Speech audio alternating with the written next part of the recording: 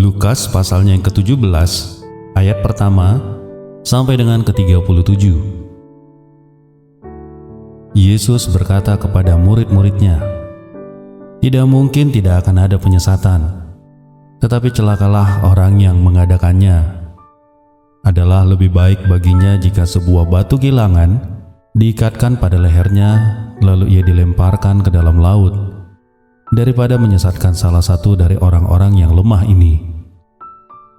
Jagalah dirimu, jikalau saudaramu berbuat dosa, tegurlah dia. Dan jikalau ia menyesal, ampunilah dia. Bahkan jikalau ia berbuat dosa terhadap engkau 7 kali sehari dan 7 kali ia kembali kepadamu dan berkata, 'Aku menyesal,' engkau harus mengampuni dia." Lalu kata rasul-rasul itu kepada Tuhan, "Tambahkanlah iman kami." Jawab Tuhan, "Kalau sekiranya kamu mempunyai iman sebesar biji sesawi saja, kamu dapat berkata kepada pohon ara ini, 'Terbantunlah engkau dan tertanamlah di dalam laut,' dan ia akan taat kepadamu. Siapa di antara kamu yang mempunyai seorang hamba yang membajak atau mengembalakan ternak baginya, akan berkata kepada hamba itu, setelah ia pulang dari ladang, 'Mari segera makan'?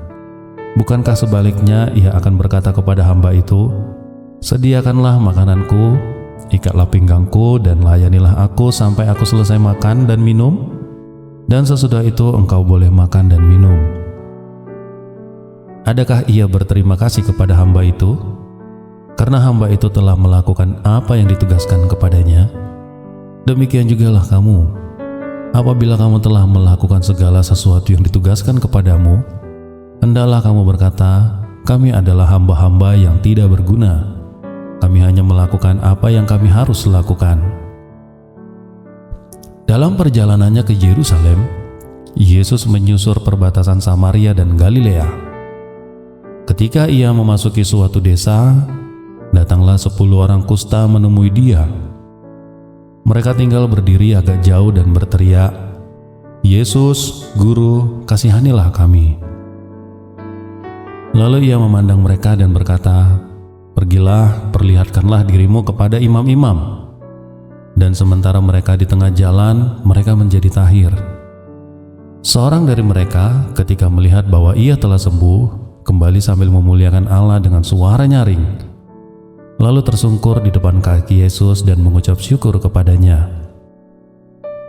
Orang itu adalah seorang Samaria. Lalu Yesus berkata, "Bukankah ke-10 orang tadi semuanya telah menjadi tahir?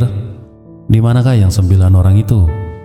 Tidak adakah di antara mereka yang kembali untuk memuliakan Allah selain daripada orang asing ini?" Lalu ia berkata kepada orang itu, "Berdirilah dan pergilah, imanmu telah menyelamatkan engkau." Atas pertanyaan orang-orang Farisi, apabila kerajaan Allah akan datang, Yesus menjawab katanya, "Kerajaan Allah datang tanpa tanda-tanda lahiriah. Juga orang tidak dapat mengatakan, 'Lihat, ia ada di sini,' atau 'ia ada di sana.' Sebab sesungguhnya kerajaan Allah ada di antara kamu." Dan ia berkata kepada murid-muridnya, "Akan datang waktunya kamu ingin melihat satu daripada hari-hari Anak Manusia itu, dan kamu tidak akan melihatnya. Dan orang akan berkata kepadamu, 'Lihat, ia ada di sana. Lihat, ia ada di sini.' Jangan kamu pergi ke situ, dan jangan kamu ikut. Sebab sama seperti kilat memancar dari ujung langit yang satu ke ujung langit yang lain, demikian pula lah kelakalnya Anak Manusia pada hari kedatangannya. Tetapi ia harus menanggung banyak penderitaan dahulu dan ditolak oleh angkatan ini. Dan sama seperti terjadi pada zaman Nuh, demikian pula lah halnya kelak pada hari-hari Anak Manusia. Mereka makan dan minum, mereka kawin dan dikawinkan, sampai kepada hari Nuh masuk ke dalam bahtera. Lalu datanglah air bah dan membinasakan mereka semua. Demikian juga seperti yang terjadi di zaman Lot. Mereka makan dan minum, mereka membeli dan menjual, mereka menanam dan membangun. Tetapi pada hari Lot pergi keluar dari Sodom, turunlah hujan api dan hujan belerang dari langit dan membinasakan mereka semuanya. Demikianlah halnya kelak pada hari di mana Anak Manusia menyatakan dirinya. Barang siapa pada hari itu sedang di peranginan di atas rumah dan barang-barangnya ada di dalam rumah, janganlah ia turun untuk mengambilnya. Dan demikian juga orang yang sedang di ladang, janganlah ia kembali. Ingatlah akan istri Lot. Barang siapa berusaha memelihara nyawanya, ia akan kehilangan nyawanya. Dan barang siapa kehilangan nyawanya, ia akan menyelamatkannya. Aku berkata kepadamu, pada malam itu ada 2 orang di atas satu tempat tidur, yang seorang akan dibawa dan yang lain akan ditinggalkan.